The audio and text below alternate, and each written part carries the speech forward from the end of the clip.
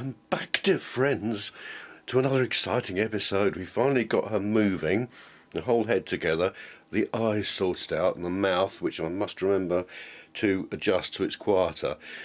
And I was just trying to get it all working, so I had something to finish the last video off with H-bridges and all the rest of it.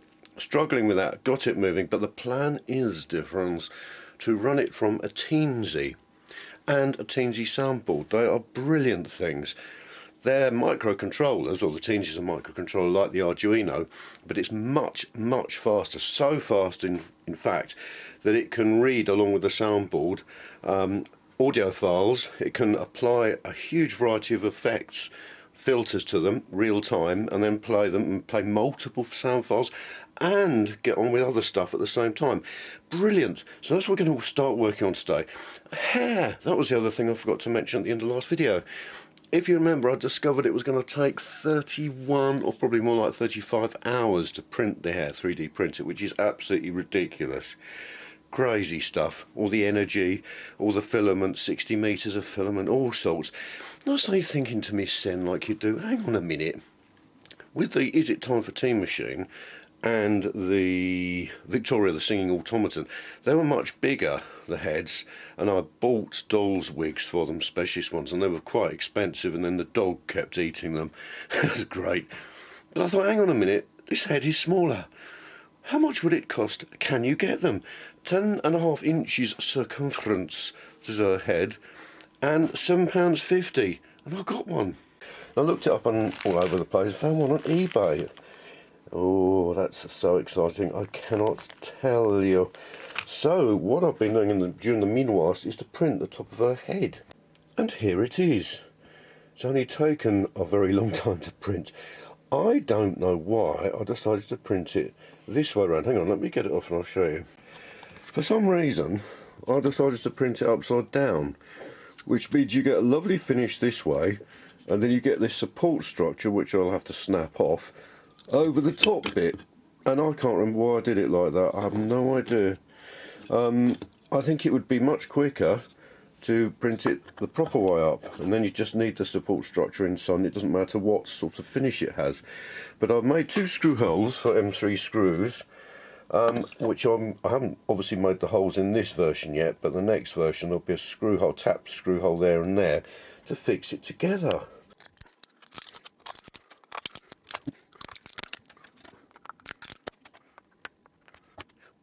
Well, that's pretty damn good, isn't it?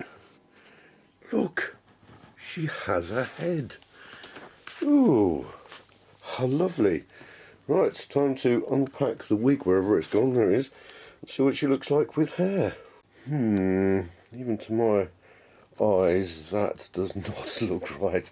That's far too big. That's crazily big. Well, it's a start. It wasn't too much. If that was the next size or whatever down, I think that would work. But it's just too big. It's huge, I tells you. I think that's the front. I don't even know which is the front and back. If only they'd label things. Anyway, let's get on with some electronics. There's an Arduino Uno. There's a Teensy. Look at the difference. It's so much smaller and so much more powerful. So that's the Teensy, and luckily I did find my plans from Victoria, the singing automaton. There's the pinouts, because the Teensy soundboard, which is bigger than the Teensy itself, needs to be fixed to it with header pins. Some pins are needed to read and write to the SD card, other pins for the audio controls and things.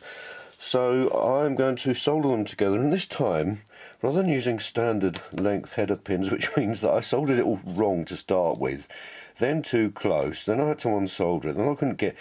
Oh, the fun never ended. I've ordered some long ones. What seemed impossible last time, I don't know how I managed to connect them up last time. These just make so much sense, and I didn't need extra long header pins. I used standard ones. I've got them right around. I've tripled, quadrupled and whatever, pentangled, checked that I've got all of them connected the right way. And that's perfect like that. I can get to the reset button on top I can get to the SD card slot underneath. It's just so simple and easy. I can get to all the connections that are spare because I've just understood my instructions from last time. There's the thing, the Teensy audio board, 10, 11, 12 for the SD card reading and things. And then I've starred them and added all these because I seem to remember one was missing from one lot of instructions and it caused me untold problems. So I've marked them all with that. I wondered what that meant. So these are all the ones that are taken up by the audio board, and there are, there's one there are several that are free. Not that many, but just enough, I think. So what I think I'll do now is to connect it to my laptop, plug a little speaker in, and start working my way through the tutorial, which so kindly, and I can't remember his name, Paul Soffrigan, that's right. He designed and wrote everything to do with the Teensy. Amazing, a clever person he is. But he also wrote a whole tutorial, step by step, really nice, simple steps that I can just about cope with, to learn how to use it. So I'm going to go through that just to learn how to use it. The wonderful Paul Soffrigan also has written away using the Arduino integrated development environment. You can add a module or something to it, so you can program the Teensy in exactly the same way. It's absolutely amazing. The same language, same words and everything. And what's even better is this is the first number one of the tutorial, and it's making the LED blink just like the Arduino one does. Isn't that fantastic? And sure enough, I just connected it up actually to the power from the USB. And the LED on it started blinking. As I've said many times before, I think that is so lovely. You connect it up and you can see it's actually doing something. It's a joy. And I've got the audio output connected to my little speaker thing. So great! Let's start programming. Damn it, Janet. There I was, all ready to learn stuff. And I just discovered every single one of these wretched little USB things is just for charging. There's no data wires. These are just a few of the ones that I've just been looking for and discovering over the last 3/4 of an hour. Not one single one has data wires. That is so frustrating. Oh, joy unbounded. It's about an hour later and I've been through every single place in the house that I can think that there'd be one of these USB leads. I've found about another 7 of the charging ones, but I've just found one in my son's room, and when I plugged it in, the computer made the lovely little noise. Oh, that's so exciting. And if I click on Tools now, the ports come up. Yes, brilliant. But I'm enjoying listening to that for now, as is Ziggy. And here's lesson 2. I've recorded given the provided WAV files on an SD card, a little miniature one that I found in a camera. It's another thing that's not going to work anymore, but this is working. That's the main thing. So that is playing. Right, so let's have a catch up with progress I've been making recently. The first thing you'll notice is that her hair looks far better. That's because I mentioned my issue with my wife and she came and said, oh, perhaps I can use a rubber band. She did, which can be replaced with ribbon. That looks great. So I'm very pleased about that. I might go ahead and still order a smaller one. In other news, I've managed to get her to speak and things. Let me show you. Now, because the Teensy works, the inputs and outputs work on 3.3 volts. It's got a voltage regulator, so you can run it 5 volts. I was wondering if that would be enough to work the TIP121 Darlington pair transistor that I was using to operate the mouth solenoid, and I really wanted to get that worked out and connected because, as I said on the original Victoria the Singing Automaton sketch, I'd written some sort of peak filter thing to control the mouth from the audio file. So I looked it up, and some people said you can, some people said you can't, so all sorts of stuff, and in the end I just connected it with a 1k resistor, which to my reckoning and calculations allows about 3.3 milliamps. So that's and the Teensy outputs can output a maximum of 10 milliamps, so that's fine. So what I've got I've got the 5-volt supply connected to that, running this, and I've got the SIG grounds connected together to the Teensy, and a signal wire, blue, from one of the outputs. Right, let's plug it in and see what it does. First of all, I'll switch this thing on, the amplifier. I never remember how you switch it. I assume that's on. And then I'll plug this in. I found a test track, audio track that my wife had made to test Victoria with, so I used that. Let's plug that in. And then, hopefully... I can see you're really upset about this. Then the mouth doesn't work. Brilliant! Oh. Hang on a minute. That's better. But I can give you my complete assurance that my work will be back to normal. I've still got the greatest enthusiasm and confidence in the mission, and I want to help you. I think I'll make her mouth open slightly less. Really upset about this. That's so exciting. Because the next thing to do, let's just unplug that. Because the next thing to do is to connect the servo motors up to outputs on there, so that she can look around, and the eyes have it. So here's the sketch. So pleased that I'd saved it from the Victoria one, singing automaton, because I managed to copy most of it across. It actually stores the extra file that it plays simultaneously as the crackle, that I encoded using a bit of software that came, well, in fact it says, I think, Wave to Sketch, that the Teensy website can provide. So that's amazing. So that's where it gets the crackle, and it plays that while it's doing the rest of it. So it includes that sample vinyl file, audio file, and some other bits and pieces that I can't remember what they do. Now this is fascinating, because look, this is where you copy the code, and what you can work backwards. So here we are. If I select all that chunk, so I've opened the offline version of this, I go import, I can paste all that code there and go OK, and then look, isn't that amazing? So it represents it graphically, and here is all the stuff that I created for the Victoria's voice. There's the thing that represents the thing that plays the sound file. There's a mixer, so I can mix left and right down to mono. There's a granular effect, which I don't really use that much because it sounds awful. I might show you or let you listen to that later. And then we've got a 1 kHz filter, and then that goes into another mixer along with the play memory. That's right. So that's where it's added the crackle and all that. And then that goes to the output. And this thing down here, which I'm not quite sure how it works, but there's a peak thing there, sine 1 and a peak 2 there, and they are both used in the Teensy sketch to work out the mouth. That's right. But isn't that amazing? So what you can do, you can work the other way around.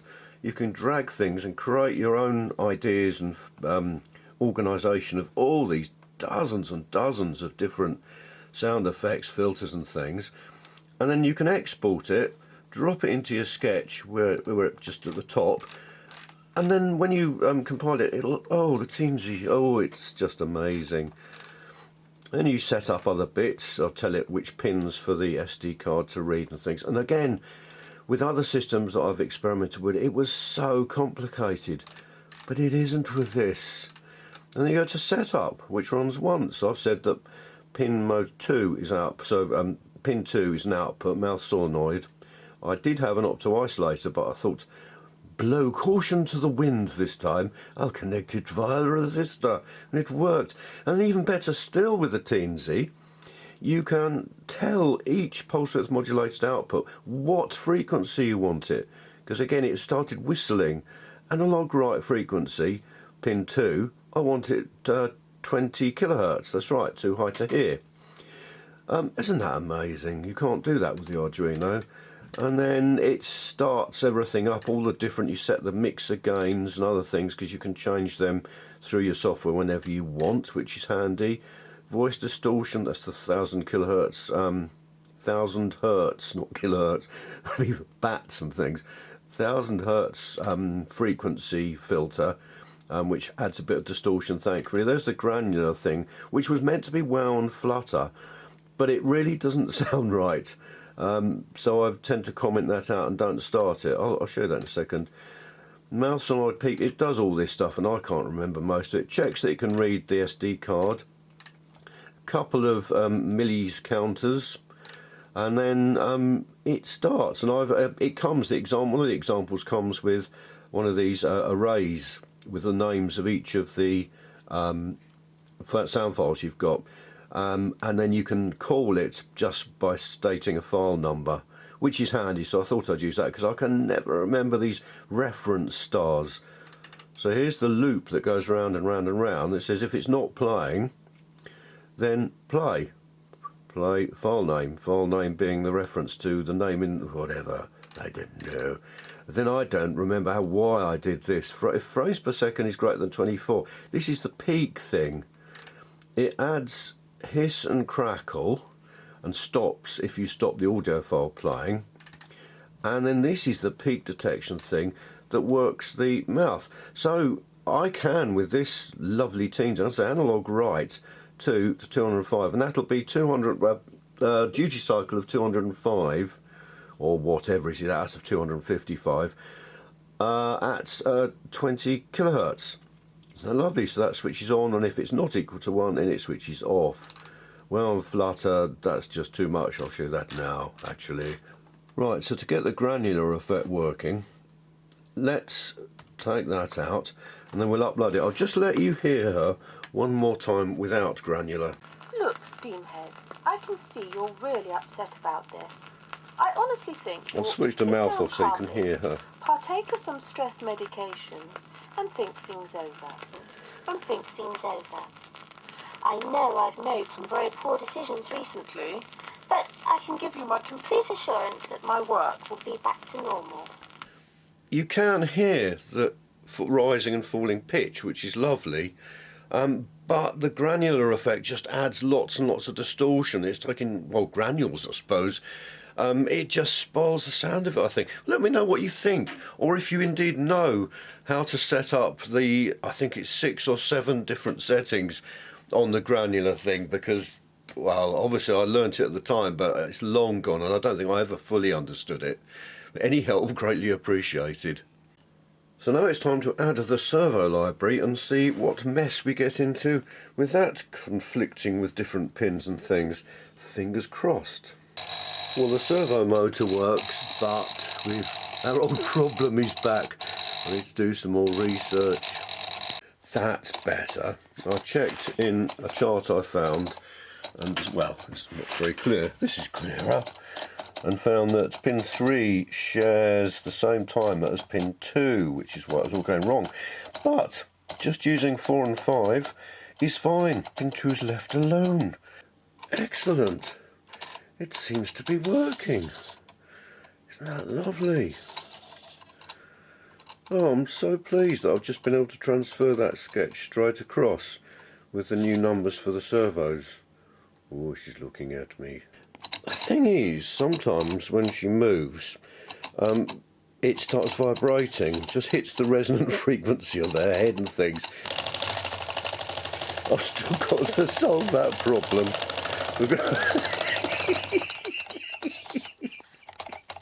I detached the servo motors so that they just became pointless. And I've discovered the PWM library, which you can use on the Teensy, doesn't have a detach. You can attach things, but you can't detach them. Anyway, I'll do some more experimenting and see if I can solve this problem. May I trust, dear viewers, that you have found this instalment both diverting and edifying, with perhaps a spark of inspiration for your own creations. At long last, the ingenious fellow has contrived to permit me to perambulate the environs without the incessant and most vexatious oscillations of my cranial apparatus. A blessed relief, I assure you. At our next rendezvous, he intends to undertake enhancements upon my temporomandibular joints a most splendid prospect for which I can scarce contain my anticipation. Ladies and gentlemen, the hands of progress advance. Soon I shall be presented as a most distinguished kit, fit for any workshop of refinement. I extend my most cordial gratitude for your kind attention and do hope we shall reconvene anon.